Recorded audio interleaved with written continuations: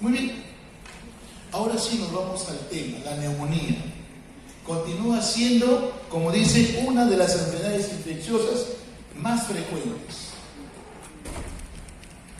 La cosa más importante también, con altas hospitalizaciones y mortalidad, a pesar de los nuevos antibióticos que han salido para manejo. Entonces, tres cosas importantes, recordemos siempre en relación a esta parte. Primero sigue siendo la enfermedad infecciosa más frecuente. En segundo lugar, con alto riesgo de hospitalización. Y en tercer lugar, a pesar de que se disponen nuevos fármacos o antibióticos. Y en la parte baja estamos hablando el NAC, el NIP, el NAC y el NAP. ¿Qué está refiriéndose? La neumonía adquirida en la comunidad es NAC, luego NIH es la neumonía intrahospitalaria, luego el NAC-C es la neumonía asociada con los cuidados y NAB es la neumonía post-ventiloterapia. Cuando estamos en la UCI o en los cuidados intensivos, donde llevamos a nuestros pacientes para ventilación, muchos de los pacientes hacen neumonía y muchos también de los pacientes con edad mayor terminan con un problema serio y finalmente a veces ya hay un fracaso en la terapia. Bien. Con respecto a la neumonía extrahospitalaria, o sea, fuera del hospital, miren, la adquirida en la comunidad. El paciente no debe haber estado hospitalizado en 90 días previos, como requisito para decir, es una neumonía de la comunidad, no tiene que tener hospitalización. Segundo, es la inflamación aguda del parénquima pulmonar, alvéolo o intersticio. Y finalmente, producida por organismos, manifestada por signos de infección sistémica, y finalmente el paciente no ha sido hospitalizado durante los últimos 3 semanas. Entonces, primera cosa que usted debe recordar es que para hablar de neumonía extrahospitalaria, el paciente no debe haber sido hospitalizado por lo menos los últimos 90 días de esta enfermedad. Y lo otro es una enfermedad que ataca la parte parenquimal del pulmoncito. Bien, luego recordemos, esta es la neumonía intrahospitalaria, el NIH. Recuerden, se desarrolla luego de 48 horas de que el paciente está internado o dentro de las 2 semanas de alta. Esa es una neumonía ya intrahospitalaria. Y el tercero, neumonía asociada a cuidado de la salud, aquí incluye pacientes que fueron hospitalizados por 2 o más días dentro de 90 días de la infección. Entonces aquí es también otra forma como podemos diferenciar. Y el último, a un ventilador. Y aquí estamos ya hablando claro, se desarrolla luego de 48 horas de ventilación mecánica. Entonces, los 4 tipos de neumonías, pero lo que vamos a hablar es de la neumonía básicamente extrahospitalaria y que tiene que ver con la comunidad. ¿Cómo hacemos el diagnóstico de una neumonía? Creo que ustedes tienen bastante ya noción y referencia. Primero, los síntomas respiratorios de tos, dolor torácico o libre. Segundo, síntomas sistémicos como fiebre, taquicardia y también taquipnea. Tercero, hallazgos focales en el examen físico, por ejemplo, movilidad, o puede ser normal o disminuida, las famosas vibraciones vocales aumentadas, ruidos y podemos decir respiratorios como estertores, famosos típicos de la neumonía. 4, resultados de laboratorio. Y 5, la radiografía. Estos son los 5 elementos importantes que te va a llevar al diagnóstico de una neumonía extrahospitalaria. Y ahí tenemos en un resumen en un paciente los parámetros que nos pueden dar, ¿no? Sistémicos, fiebre, psicológico, letargia, falta, nasofaringe, congestión, dolor de garganta, tos intestinales, diarrea, gástrico, náusea, pero básicamente tiene que ver con los problemas respiratorios. Y cuando usted sospecha, tiene los diagnósticos, una placa radiográfica le dice muchas cosas. Ahí tenemos 2 plaquitas para tener usted una idea. Miren, en este caso, y luego también aquí tenemos otra evidencia de una neumonía. Bien, luego recordemos siempre la evolución del diagnóstico por imágenes. Cuando usted tiene una sospecha y duda de su diagnóstico radiográfico, creo que la tomografía es una de las cosas importantes que usted tiene que tener, ¿no? Esa es una de las cosas vitales. Aparte de eso, dice, ¿no? Puede haber un 40% de discordancia de repente con la radiografía de tórax, es lo que encuentra en la tomografía. Y lo último, 1/3 de pacientes diagnosticados de neumonías extrahospitalarias, ¿no? Tienen alteraciones de repente en la placa radiográfica. Pero concluyo, la radiografía de tórax, y si hay dudas, la tomografía les ayuda bastante. Muy bien. Cuando hospitalizamos a un paciente que tiene neumonía, tiene que haber algunos criterios. Primer criterio, confusión. Segundo criterio, taquipnia, frecuencia respiratoria mayor de 30. Tercer criterio, hipotensión, presión arterial menor de 90 sobre 60. Y cuarto factor, edad mayor de 65 años. El que habla trabaja en un hospital Rebagliati y hay que tenerle mucho temor a los pacientes que son mayores de 65 años cuando llega a un hospital, porque a veces el paciente llega y termina saliendo, como decimos, muy mal o sale ya muerto, porque muchas neumonías intrahospitalarias son fatales. Bien. ¿Qué más tenemos en los criterios? Quinto criterio, comorbilidad significativa. Paciente tenga neoplasia, paciente tenga insuficiencia cardíaca congestiva, tenga desnutrición, esté postrado, dependencia física, insuficiencia renal crónica terminal, enfermedad hepática. Esos son pacientes que tienen más riesgo y necesitan ser hospitalizados. Sexto factor, intolerancia a la vía oral. Si no tolera la vía oral como antibióticos u otros productos, tiene que ir a un hospital. Y séptimo, condiciones sociales desfavorables para la adherencia a la terapia oral. Por ejemplo, abandono social, alcoholismo, retardo mental y demencia. Entonces, como ven, son, podemos decir, algunos factores que conllevan para que tu paciente llegue y se hospitalice. Luego tenemos que entender, ¿no?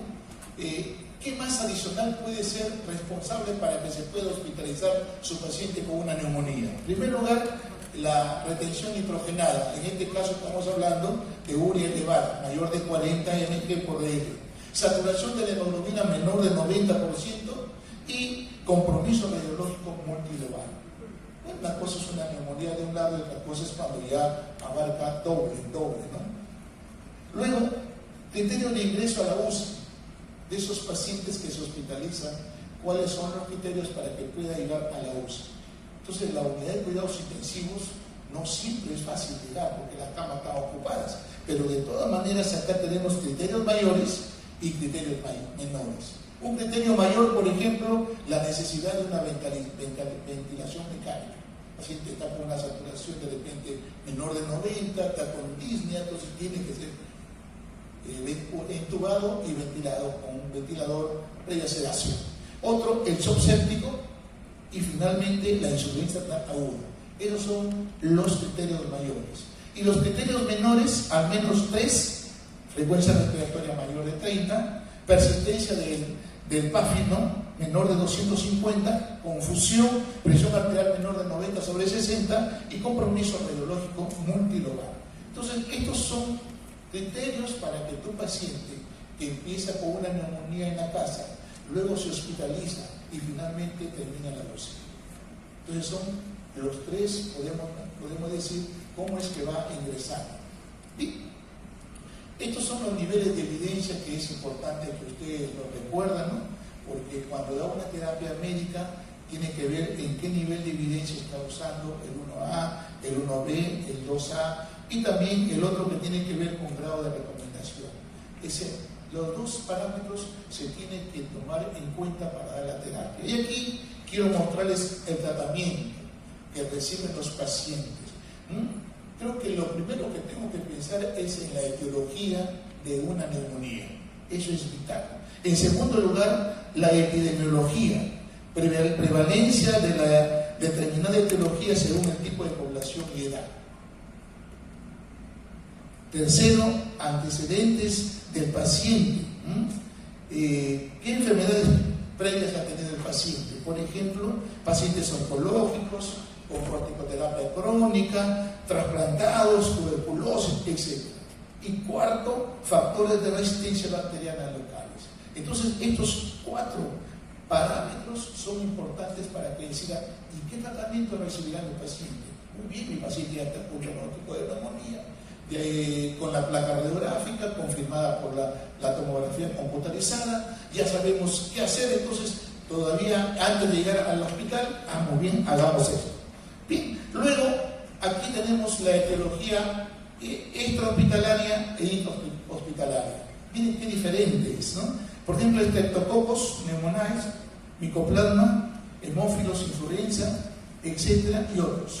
Y en la intrahospitalaria seguimos con el Streptococo, el Mycoplasma, los hemófilos, y luego intrahospitalarios en la UCI, el Streptococcus pneumoniae, y luego, por ejemplo, acá está Staphylococcus aureus, tenemos también la Legionella y otros bacilos. Entonces, cada vez que el paciente llega a un hospital, se van agregando otros gérmenes. Y si llega a la UCI, el paciente termina ya con otro tipo de etiología. Pero de todas maneras, es bueno el seguimiento para que de esa manera la orientación hacia los antibióticos. Bien, aquí tenemos algunas recomendaciones importantes con respecto a la antibioticoterapia en neumonía extrahospitalaria o de la comunidad. Por ejemplo, dice, en un lado tenemos, en este lado tenemos el fármaco, en este lado el manejo ambulatorio, en este lado el manejo en hospitalización y en este lado el manejo de una neumonía severa. Estamos dando, miren, por ejemplo, ambulatoria, la primera droga de elección es la amoxicilina. A pesar de que dicen, hay mucha resistencia, pero es la droga de primera línea, incluso dosis altas, 1 gramo cada 8 horas. Luego, siempre consideremos gérmenes atípicos, eritromicina, claritromicina, acitromicina, siempre preferimos un proceso respiratorio sencillo, acitromicina 2. Estamos a veces, podemos decir, agotando, lo podemos decir, la línea de uso de fármacos. Alternativa en alergia a la penicilina, eritromicina, claritromicina, acitromicina, doxiciclina, pacientes con otras consideraciones, neumonía aspirativa, etcétera, que a veces ocurre, ¿no? Y ahí tenemos, miren, amoxicilina, clavulánico, clindamicina, etcétera. Entonces, este es el manejo ambulatorio. Luego, el manejo en el hospital, fármaco de elección, amoxil o ampicilina endovenoso. Si los gérmenes son atípicos, eritromicina, claritromicina, acitromicina, aquí ya empiezan las quinolonas, en este caso estamos hablando de la ciprofloxacina. Y si hablamos de alternativas alérgicas, acá la cefazolina, aunque esto un poquito hay que tenerlo en consideración. Los pacientes que tienen alergia a la penicilina, como decimos, se parece mucho a la cefalosporina. Hay que tener mucho cuidado, pero de todas maneras es una opción que presente este cuadro. Y pacientes con otras consideraciones, por ejemplo, alérgico a cefalosporina, considerar este producto que se llama la moxifloxacina y la levofloxacina. Entonces, ya tenemos. ¿Y qué pasa en los pacientes que tienen neumonía severa? Ahí tenemos que hablar si el fármaco de elección, ceftriaxona, cefuroxima o cefotaxima. La ceftriaxona es un producto muy bueno, es una cefa, pero de todas maneras el costo. Si hablamos de gérmenes atípicos, la eritromicina, la clarin, la cipromicina y la cipro. Y si hablamos de alérgicas a la penicilina, podemos agregar la moxifloxacina y la levofloxacina. Entonces, este es un panorama más o menos de los grupos de antibióticos que podemos usarlo cuando tenemos una neumonía, sea ambulatoria, sea en la hospitalización o hablemos de una neumonía severísima. Bien, aquí tenemos la dosificación. De repente voy a tratar de coger solamente la amoxil, por ejemplo. Estamos hablando de 1 gramo cada 8 horas. La penicilina G sódica, 1 a 4 millones cada 4 a 6 horas. Comentarios: puede utilizarse la alternativa de infusión de 10 a 20 millones, etc., ¿no? Ampicilina, 1 a 2 gramos cada 6 horas. Eritromicina, 500 miligramos cada 6 horas. Ocasionalmente dice efectos adversos gastrointestinales, problema de gastropatías. Y luego seguimos avanzando. La cipromicina, por ejemplo, que se está usando mucho, 500 miligramos el primer día, seguido 250 por día, por 4 días. No necesitamos dar muchas dosis.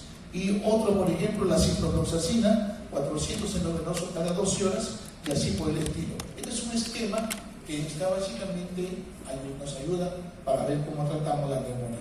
Bien, aquí hay un algoritmo que nos da una idea de cómo tratar una neumonía.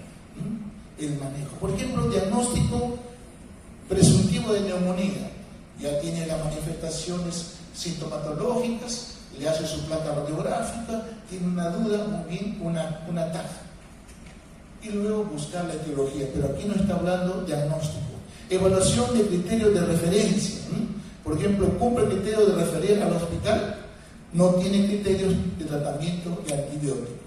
Entonces, ¿cómo se encuentra de repente el paciente radiológicamente? Tiene una neumonía localizada, tiene una neumonía que está agarrando todo el pulmón o varios lóbulos. Entonces hay que pensar, ¿el paciente es anciano, es diabético, o el paciente está con alguna neoplasia, etc.? Hay que tratar de ver esa parte. Entonces, este es un algoritmo de un paciente en el primer día, nivel de atención. Luego tenemos este algoritmo del paciente de segundo y tercer nivel de atención. Mire, diagnóstico probable de neumonía, evaluación de criterios de hospitalización, no cumple los criterios de tratamiento ambulatorio, debe ser hospitalizado porque no toma la vía oral, necesitamos una vena y necesitamos una vía para que de esa manera se coloque al paciente.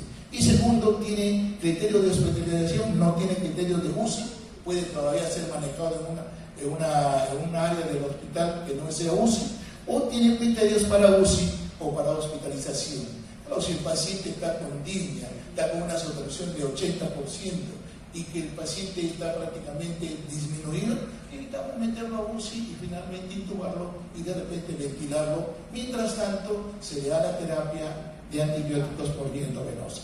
Bien, entonces, esto sí es interesante que usted lo recuerde: antibiótico-terapia empírica recomendada para la neumonía extrahospitalaria. Pacientes ambulatorios previamente sanos sin uso de antibióticos dentro de los 3 primeros meses. Macrólidos puede darse, o también doxiciclina. Pacientes ambulatorios con comorbilidades como enfermedad cardíaca crónica, pulmonar, hepática, diabético, alcoholismo, ahí puede usted usar las fluoroquinonas o también los beta-lactámicos más macrólidos, dando una orientación. Y luego tenemos pacientes hospitalizados que no están en UCI. Podemos usar los fluoroquinonas respiratorias como el moxifloxacino, el gemifloxacino, el levofloxacino o los beta-lactámicos más macrólidos. Si pacientes están hospitalizados en UCI, ya necesitan un poquito más beta-lactámicos como cefalosporina, macitromicina o fluoroquinonas respiratorias. Entonces, como estamos viendo, el manejo va a depender en dónde lo estamos tratando al paciente, ambulatoriamente, en hospitalización o también lo que hice ya en la UCI. Bien, algo más: si hay una sospecha de pseudomonas aeruginosas, necesitamos ya un poquito más de antibióticos. Aquí, por ejemplo, beta-lactámicos antipseudonómicos como la piperacilina, otros como por ejemplo imipenem, etc. Beta-lactámicos como pseudomónicos más aminoglucósidos, acitromicina. También podemos usar los beta-lactámicos más aminoglucósidos o fluoroquinonas. Y si hay sospecha de la patología, ¿no?, de usar vancomicina, etc. Bien, en la evolución inadecuada, tu paciente no evolucionó, está recibiendo los antibióticos, ya está hospitalizado, está pasando a la UCI. ¿Qué pasa ahí? Entonces persiste con fiebre el 5.º día de tratamiento con antibióticos, luego de descartar otras causas. Persistencia de la hipoxemia al 5.º día de tratamiento antibiótico, luego de descartar otras causas. Desarrollo de cualquier criterio de seguridad, confusión mental, urea elevada, etc. Y bueno, finalmente extensión del compromiso radiológico, ya no solamente un lóbulo, sino 2 o ya todo un pulmón. Y bueno, el paciente ya tiene una disnea marcada, tiene una desaturación, necesita una UCI. Entonces ahí estamos observando que la terapia es inadecuada. Pero cuando ya el paciente te mejora al criterio de alta, ya el paciente tiene que regresar a casa, tolera la vía oral, por ejemplo, hay efervescencia de fiebre por el menos 48 horas sin fiebre, frecuencia cardíaca y respiratoria dentro de los límites normales, saturación de oxígeno superior al 90%, soporte social y familiar, esto también es importante. Si no hay nadie quien lo atiende en la casa, mejor que lo tengamos hasta que el paciente esté muy bien, y estado de conciencia basado. Entonces, estos son los criterios de alta que tienen nuestros respectivos pacientes. Bien, estos son los factores de riesgo relacionados con apatógenos. Miren, todo un grupo: diabetes, por ejemplo, enfermedad obstructiva, aspiraciones, alcoholismo, hepatopatías, aparatos de refrigeración, brote de epidémico en hoteles, ¿no? Neutropenia, tratamiento crónico con corticoides, abscesos pulmonares. Entonces, estos son factores que van a empeorar nuestro diagnóstico y nuestro tratamiento. Entonces, el paciente va a demorar un poquito más. Bien, entonces, esta es la primera parte de lo que es neumonía. Vayamos a la segunda parte, que tiene que ver con sepsis. ¿Qué hacemos con la sepsis? Manejo de sepsis. A veces hay una puerta de entrada a un germen. Puede ser la parte de la piel o subcutáneo, o también puede ser problemas respiratorios o problemas abdominales. Por ejemplo, definiciones: ¿qué es una infección? Ustedes, como ya han llevado, dicen invasión de un microorganismo patógeno o potencialmente patógeno de un tejido. Puede ser cavidades o fluidos. Esa es infección. El ingreso nada más de un gen por cualquiera de las vías. Segundo aspecto: bacteriemia, presencia de bacterias viables en sangre.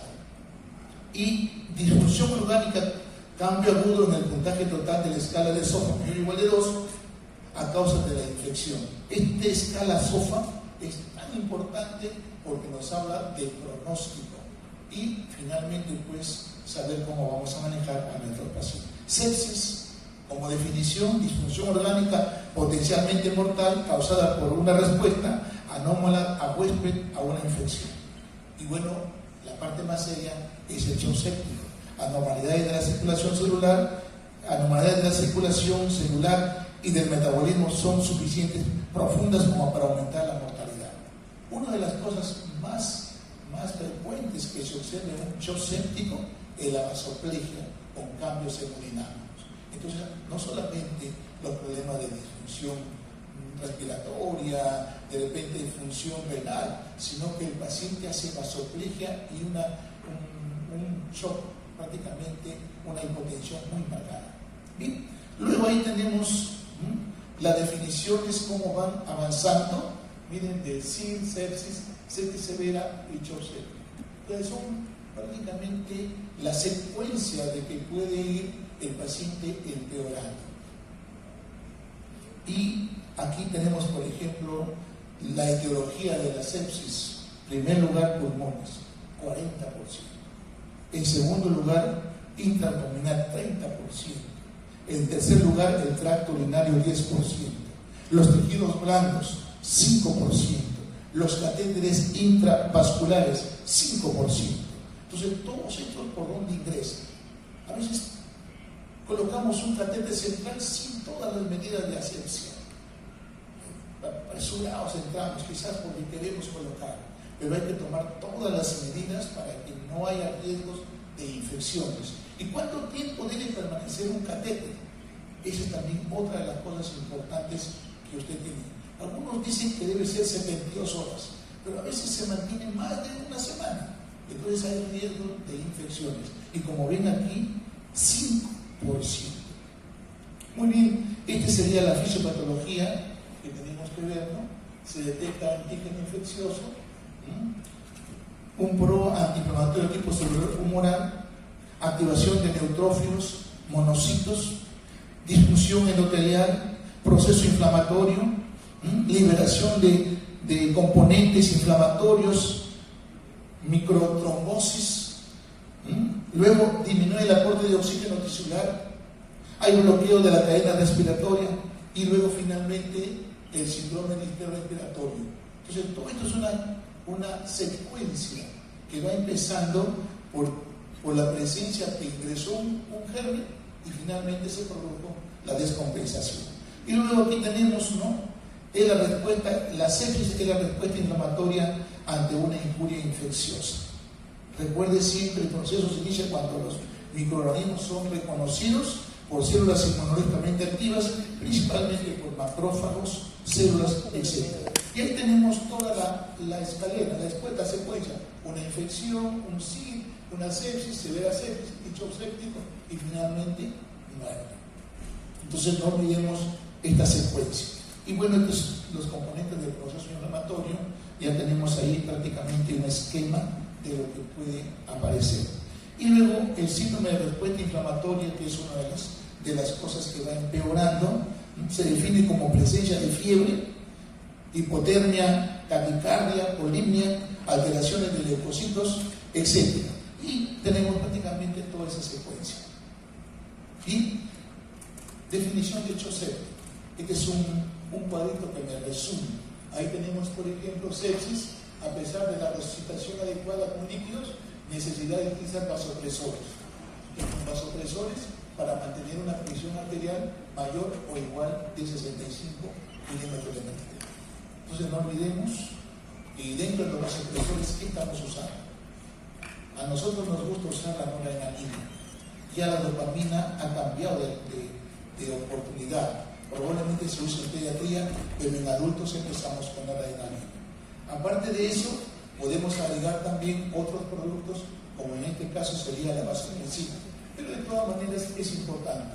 El otro criterio es el lactato sérico. Parece que el lactato sérico es uno de los marcadores que nos dan pronóstico. A veces nosotros hacemos cirugía cardíaca y nuestros pacientes salen con 7, 8, 12, un día salió con 24. Entonces todo el mundo se preocupa: ¿qué está pasando? Algo está pasando con el paciente. Claro, cuando tienes un lactato por encima de estas cantidades, su pronóstico es malo. Así tú manejes con antibióticos, así manejes con fármacos vasopresores, con inotrópicos, pero este marcador llamado lactato es un problema. Y luego también recordemos si el paciente llega a este nivel llamado shock séptico. El shock séptico no solamente te vas a preocupar de los antibióticos, de la ventilación, también te tienes que preocupar cómo tratar la vasoplegia, que es uno de los problemas serios que acompañan. Bien, luego tenemos aquí algo importante, ¿no? Objetivos de la valoración inicial en pacientes con sepsis severa. Por ejemplo, esto es importante: el monitoreo hemodinámico. Recuerde siempre, monitoreo. Ahí tenemos medición inicial de la presión arterial media y mantener la presión arterial por encima o igual de 75 milímetros de mercurio. El segundo, monitoreo del flujo urinario. Miren, colocamos una sondita y mantenemos una diuresis mayor de 0,5 ml por kilo por hora. Luego tenemos colocar un catéter venoso central para evaluar también la precarga, y normalmente estamos pensando en que tiene que tener entre 8 a 12 o 9 a 12 milímetros de mercurio. Y luego tenemos que tener en cuenta también esta famosa saturación venosa central, saturación de oxígeno venosa central o mixta. Entonces también es importante que podamos nosotros medir.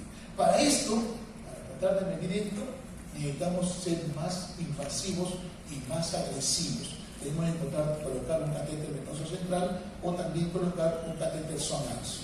Y luego, esto es una cosa muy linda que usted puede ver. Proceso de tiempo independiente. Si el paciente se demora mucho, usted finalmente ya no va a tener tiempo. Como decimos, en el manejo de los pacientes, el tiempo es vital, el tiempo es oro. Si usted no le da la oportunidad a su debido tiempo, perdió su paciente. Entonces, esto también es importante que lo mencionemos. Mortalidad, 4% de retraso por hora. Mire cómo es que cambia totalmente. Luego tenemos acá el código de sepsis, algoritmo diagnóstico. Ahí tenemos prácticamente toda una referencia, ¿no? Sepsis, sofra mayor de 2, paciente con sospecha de infección. Luego tenemos y ahí tenemos todo. Y finalmente, cuando hablamos de sepsis, un problema serio que tenemos acá es el uso de vasopresores para mantener la presión arterial mayor de 65 y un lactato que esté por debajo, podemos decir, debajo de 2. Y si el paciente se descompensa, finalmente terminamos con un shock séptico. Tratamiento de sepsis, aquí es importante. Resucitación, primero fluidoterapia, segundo vasopresores y tercero monitoreo. Tratamiento de infección, identificar el foco, con hemocultivo y otros tomas de muestras, antibiótico-terapia y control del foco. Tratamiento de la infección, tratamiento de soporte, ahí tenemos pilares en el tratamiento, y acá tenemos primero la resucitación hídrica, la antibiótico-terapia y las medidas de control del foco. Como habíamos dicho que la primera causa es el pulmonar, 40%, entonces hay que darle duro a esa área que tiene que ver. Luego la parte intraabdominal, que es el resto porcentaje.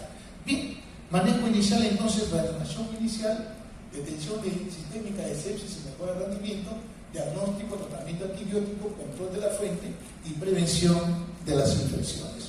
Ahí tenemos la reanimación inicial. Siempre recordemos, miren, esta parte que dice, ¿no? Prevención renal central de 8 a 12 milímetros de mercurio, presión arterial media mayor o igual a 65, la diuresis mayor de 0,5 ml/hora, la saturación de oxígeno de vena cava superior o saturación de oxígeno venosa mixta 70 o 65, y este lactato, que es el marcador de pronóstico, debe estar por debajo de 4 mmL/litro. Bien, detención sistémica de sepsis, 1, detección rutinaria de pacientes gravemente enfermos y posibles infectados en busca de sepsis grave para permitir la aplicación precoz de tratamiento, esfuerzo para mejorar el desempeño en sepsis, etc. Bien, luego, diagnósticos de cultivos clínicamente inapropiados ante el tratamiento, luego el uso de ensayo de 1 a 3 beta-glucano ensayos y estudios de imágenes realizados con urgencia para constatar el posible foco. Yo creo que si el tórax es uno de los focos importantes, una radiografía o una tomografía sería mejor. Bien, este es un objetivo de las primeras 3 horas. Miren los objetivos de las primeras 3 horas. Ahí tenemos, por ejemplo, los cultivos, el lactato, los antibióticos de amplio espectro y los líquidos. Entonces, toda una secuencia es importante que usted pueda considerarlo para manejar su paciente que tiene sepsis. Entonces, cultivos de piel, de accesos, etc. Y luego tenemos, con respecto al lactato, mayor o igual de 4, por ejemplo, es interesante. Antibiótico de amplio espectro, meter una bola, ajustar la hospitalización, y los líquidos siempre también es importante. Bien, luego tenemos en las primeras 6 horas, ya empezamos un poquito más. La hipotensión que no responde a la reanimación inicial de fluidos. Si no hay respuesta a los fluidos, usted está yéndose a un problema hemodinámico de inestabilidad y necesita el manejo de vasopresores para mantener la presión arterial por encima de 65 milímetros de mercurio. Y aquí estamos hablando de los vasopresores, de la adrenalina, estamos hablando de dopamina, estamos hablando de otros como la vasopresina, etc. Y luego también con el objetivo de mantener esta presión arterial mayor de 65. Luego también tenemos lo que se llama el soporte con fluidos. La PVC siempre, si está por debajo de 8, tenemos que llevar a más de 8. Provocación con líquidos y tratar de mantener la PVC, como dice acá bien claro, de 8 a 12 o de 12 a 15 milímetros de mercurio. Y luego también tenemos acá, en caso de hipotensión que no responde a la reanimación inicial con fluidos o lactato mayor de 4. Y aquí tenemos la saturación, por ejemplo, esta famosa saturación. Acá bien, saturación de 70 y la presión venosa central mayor de 8. Bueno, aquí estamos hablando toda una secuencia, ¿no? Hematocrito menor de 30, transfundir glóbulos rojos, y luego finalmente mejorará la entrega. En otras palabras, cuando hablamos del manejo en estos pacientes, tenemos que ofertarle más transportadores de oxígeno, como son los glóbulos rojos. Y luego tenemos la antibiótico-terapia cuando hablamos de sepsis abdominal. Sepsis abdominal, entonces estamos viendo ahí, alto riesgo, sabemos que es un alto riesgo, y bueno, es importante las quinolonas. Las quinolonas son muy buenas, y ahí estaría la ciprofloxacina, la fluoxacina u otros productos. Y si es de alto riesgo, por ejemplo, aquí tenemos agregar de repente aminoglucósidos, gentamicina, etc. Entonces, cada vez que se empeora el paciente por un cuadro, que en este caso es abdominal, usted necesita tenerle mayor cobertura con antibióticos. Bien, entonces, los inotrópicos y vasopresores en shock séptico. Estaba observando en la primera clase que les di sobre vasopresores e inotrópicos en shock, ahí estaría prácticamente la dosificación, pero les hago recordar, por ejemplo, la noradrenalina. Este es uno de los productos más usados en shock por su efecto alfa, que es un vasopresor alfa, y aquí tenemos alfa con poca acción beta 1, pero de todas maneras vasoconstricción, aumenta la resistencia y mejora la perfusión. Efectos adversos, va a reducir el flujo sanguíneo renal por el efecto vasoconstrictor. Hay que tener bastante cuidado, especialmente si el paciente se está yendo a la oliguria o a la anuria. Luego tenemos la dobutamina, es una agonista beta 1 y básicamente lo usamos para aumentar la frecuencia cardíaca o también el gasto cardíaco. Decían algunos autores para mejorar la contractilidad del miocardio. Pero hay que tener mucho cuidado, el paciente tiene taquicardia o incremento del consumo de oxígeno. Y si el paciente tiene alguna enfermedad coronaria, hay que tener mucho cuidado porque puede aumentar la contractilidad, pero también está aumentando la demanda y finalmente puede haber signo de isquemia en el electrocardiograma. Bien, la vasopresina, como ven en esta parte de acá, esta vasopresina es una opción muy importante. Normalmente en la vasoplejía cada vez se va volviendo resistente a la terapia de noradrenalina y necesita un producto que lo potencie. Y se ha observado que en la vasoplegia se va reduciendo la vasopresina y lo único que nos queda para que haya un buen soporte inotrópico, usar noradrenalina con vasopresina. Y acá tenemos, el efecto de la vasopresina, contrae el músculo liso directa por los receptores beta 1 y también aumenta la capacidad de respuesta aquí a la noradrenalina. Bien, y aquí es importante los efectos adversos siempre por hipotensión. Las hormonas endógenas pueden aumentar desde la presión por inhibición de la producción de óxido nítrico. Entonces, miren, la vasopresina, aparte de tener efecto vasoconstrictor, reduce la producción de óxido nítrico, que es un potente vasodilatador. Bien, tratamiento de fluidos, los coloides y los cristaloides. Ahí tenemos también solución salina, lactato, albúmina, expansión. Y algo importante, dice, no hay una diferencia importante si uso puro cristaloides o si uso puro coloides. De preferencia uno a veces hace las combinaciones, primero cloruro de sodio, luego da sus coloides o las gelatinas y finalmente uno va evaluando cómo responde tu paciente. Bien, los vasopresores inotrópicos, no se vaya a olvidar que cuando el paciente llega a hacer sepsis y luego shock con vasoplejía, usted necesita saber qué fármaco necesita para mantener la hemodinamia de estos pacientes. De repente usted necesita solo un vasopresor, usará noradrenalina, vasopresina. Si usted necesita un inotrópico porque necesita aumentar la contractilidad, de repente una dobutamina. Y a veces necesitamos también adrenalina, pero todo va a depender cómo está usted manejando hemodinámicamente a su paciente. Para eso los pacientes que ya hayan hecho necesitan tener un monitoreo más agresivo. De repente una línea arterial para ver cómo está la presión arterial invasiva y de esa manera sacar las muestras. También la control de la presión venosa central y para hacer también los respectivos cultivos. Bien, entonces, esta es la noradrenalina, uno de los potentes agonistas, generan aumento de la presión arterial media por vasoconstricción, es el vasopresor de primera línea cuando tenemos que manejar un shock especialmente séptico con vasoplejía.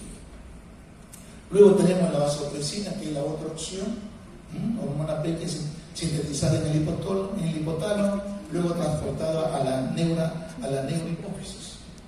Se libera en respuesta a la disminución de volumen, disminución del volumen intravascular y aumento de la hormona plasmática. contrae el músculo, eso su efecto de vasoconstrictor, aumenta la presión arterial por inhibición de dióxido nítrico en el músculo liso y producción de canales de potasio. Entonces, la vasodilatación que puede acompañar a una sepsis depende de dos factores: producción de dióxido nítrico vasoclínico o apertura de canales de potasio sensibles de ATP que producen vasodilatación.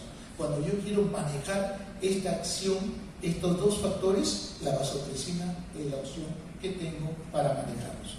Bien, luego la dobutamina es una de las opciones más, es una catecolamina sintética, principalmente como agente inotrópico. Aumenta la contractilidad, aumenta la frecuencia cardíaca. Una actividad beta-1 selectivo con débil efecto alfa y beta-2. Aumenta la actividad inotrópica, mejora la perfusión en la paciente con shock séptico y en la disfunción miocárdica global. El sábado justo estábamos hablando, ¿qué hacemos con un shock con vasopresina? Y yo revisaba un poco y decía, en realidad necesitamos noradrenalina, necesitamos vasopresina o también otros productos. Y la dobutamina, dijo alguien por ahí, le digo, puede usarse como una opción de tercera o cuarta línea, porque muchos de los pacientes no hacen falla inotrópica, su problema es vasodilatación. Por ello es importante manejar esta parte. Bien, y luego este es uno de las escalas que nos da pronóstico. Entonces necesitamos tener siempre el conocimiento de esta escala para el manejo de los pacientes sépticos o de los pacientes que ya se complican con shock séptico y de esa manera terminan en la unidad de cuidados intensivos. Bien, doctores, esto es todo lo que tenía que haberles informado, pero de todas maneras necesitamos tener un poco de conocimiento más de neumonía. Ustedes ya lo tienen porque están manejando hospitales, están yendo a los hospitales, tienen los libros que les van a ayudar, pero también habrá la oportunidad de manejar pacientes que tienen sepsis. Y los pacientes que tienen sepsis va a depender de qué etiología es, si es etiología torácica o etiología abdominal. Si es etiología abdominal, a veces hay muchos gram negativos y a veces tenemos que agregar los aminoglucósidos para de esa manera compensarlos un poco más. Y si son de piel, de repente, y ahora con los nuevos productos, pues las cefalosporinas de generaciones nuevas, como la ceftriaxona o las quinolonas de otra generación también importante, será para poder manejarlo y de esa manera el resultado de nuestros pacientes es lo que buscamos, que salgan de la UCI, que salgan del hospital y finalmente regresen a la casa. Y doctores, gracias por escucharme y estamos bien.